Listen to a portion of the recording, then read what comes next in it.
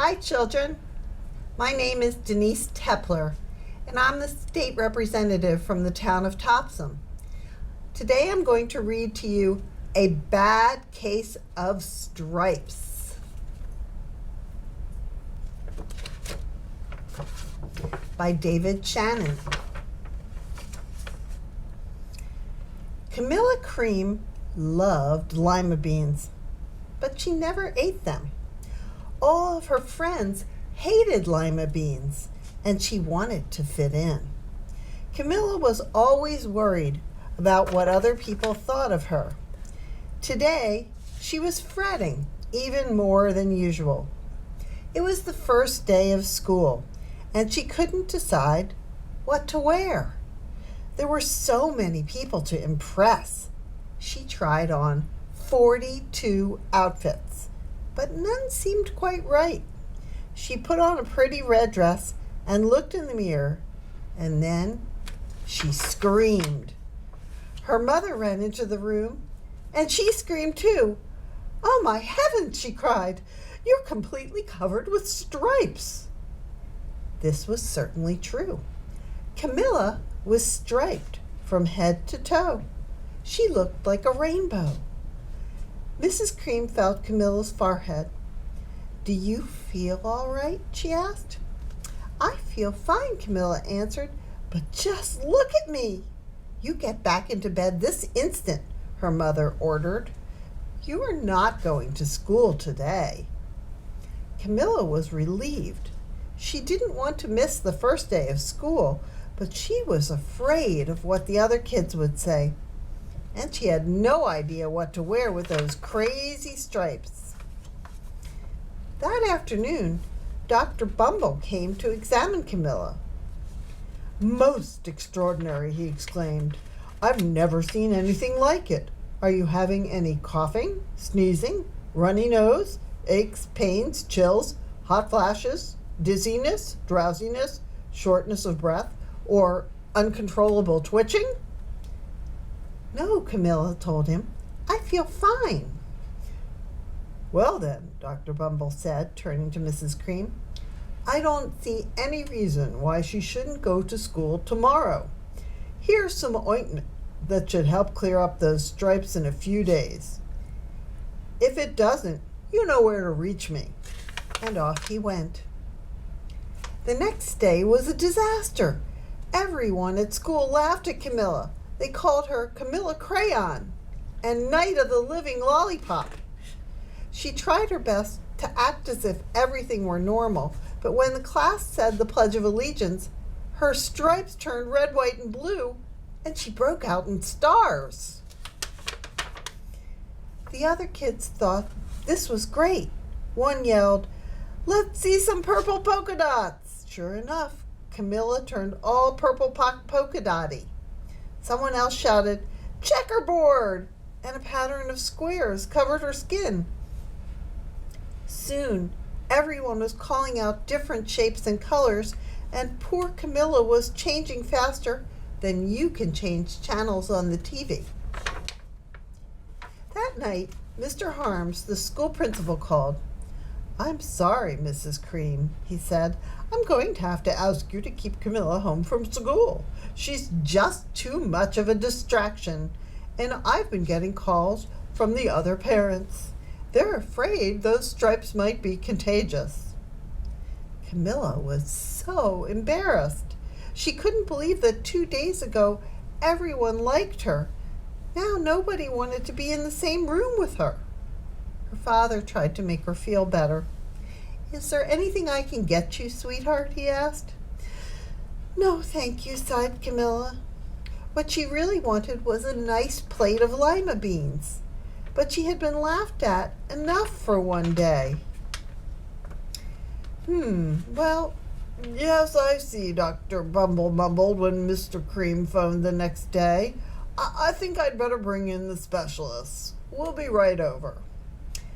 About an hour later, Dr. Bumble arrived with 4 people in long white coats. He introduced them to the Creams. "This is Dr. Grop, Dr. Sponge, Dr. Cricket, and Dr. Young." Then the specialists went to work on Camilla. They squeezed and jabbed, tapped and tested. It was very uncomfortable. "Well, it's not the mumps," concluded Dr. Grop. "Or the measles," said Dr. Sponge. "Definitely not chicken pox," put in Dr. Cricket. "Or sunburn," said Dr. Young. "Try these," said the specialists. They each handed her a bottle filled with different colored pills. "Take one of each before you go to bed," said Dr. Grop. Then they filed out the door, followed by Dr. Bumble. That night, Camilla took her medicine. It was awful. When she woke up the next morning, she did feel different, but when she got dressed, her clothes didn't feel right. She looked in the mirror, and there, staring back at her, was a giant, multicolored pill with her face on it. Dr. Bumble rushed over as soon as Mrs. Cream called, but this time, instead of specialists, he brought the experts. Dr. Gourd and Mr. Mellon were the finest scientific minds in the land. Once again, Camilla was poked and prodded, looked at and listened to. The experts wrote down a lot of numbers. Then they huddled together and whispered. Dr. Gourd finally spoke. "It might be a virus," he announced with authority. Suddenly, fuzzy little virus balls appeared all over Camilla. "Or possibly some form of bacteria," said Mr. Mellon. Out popped squiggly little bacteria tails. "Or it could be a fungus," added Dr. Gourd. Instantly, Camilla was covered with different colored fungus blotches. The experts looked at Camilla, then at each other. "We need to go over these numbers again back at the lab," Dr. Gourd explained. "We'll call you when we know something." But the experts didn't have a clue, much less a cure. By now, the TV news had found out about Camilla.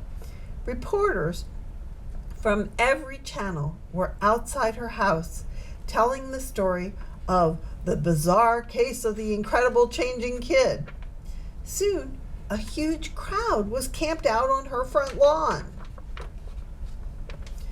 The Creams were swamped with all kinds of remedies from psychologists, allergists, herbalists, nutritionists, psychics, an old medicine man, a guru, and even a veterinarian. Each so-called cure only added to poor Camilla's strange appearance until it was hard to even recognize her. She sprouted roots and berries and crystals and feathers and a long furry tail, but nothing worked. One day, a woman who called herself an environmental therapist claimed she could cure Camilla. "Close your eyes," she said. "Breathe deeply and become one with your room." "I wish you hadn't said that," Camilla groaned. Slowly, she started to melt into the walls of her room. Her bed became her mouth. Her nose was her dresser. And 2 paintings were her eyes. The therapist screamed and ran out of the house. "What are we going to do?" cried Mrs. Cream. "It just keeps getting worse and worse." She began to sob. At that moment, Mr. Cream heard a quiet little knock at the front door. He opened it, and there stood an old woman who was just as plump and sweet as a strawberry. "Excuse me," she said brightly, "but I think I can help." She went into Camilla's room and looked around. "My goodness," she said with a shake of her head. "What we have here is a bad case of the stripes. One of the worst I've ever seen." And she pulled a container of small green beans from her bag. "Here," she said, "these might do the trick." "Are those magic beans?" asked Mrs. Cream. Oh my, no, replied the kind old woman.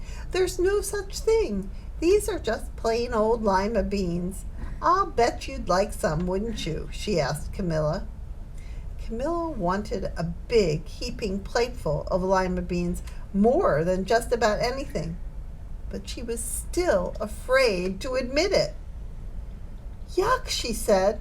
No one likes lima beans, especially me. Oh dear, the old woman said sadly. I guess I was wrong about you. She put the beans back in her bag and started toward the door. Camilla watched the old woman walk away.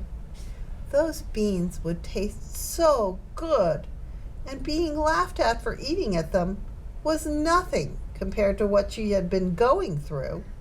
She finally couldn't stand it any longer. Wait, she cried. The truth is, I really love lima beans. I thought so, the old woman said with a smile. She took a handful of beans and popped them into Camilla's mouth. Mmm, said Camilla. Suddenly, the branches, feathers, and squiggly tails began to disappear. The whole room swirled around, and when it stopped, there stood Camilla, and everything was back to normal. I'm cured, she shouted. Yes, said the old woman. I knew the real you was in there somewhere. She patted Camilla on the head. Then she went outside and vanished into the crowd. Afterward, Camilla wasn't quite the same. Some of the kids at school said she was weird, but she didn't care a bit. She ate all the lima beans she wanted, and she never had a touch of the stripes again. I hope you enjoyed this book, A Bad Case of the Stripes, by David Shannon. And I chose this book because I think it shows that you have to follow your own heart and your own desires. I hope you will. Take care and have a great day, kids.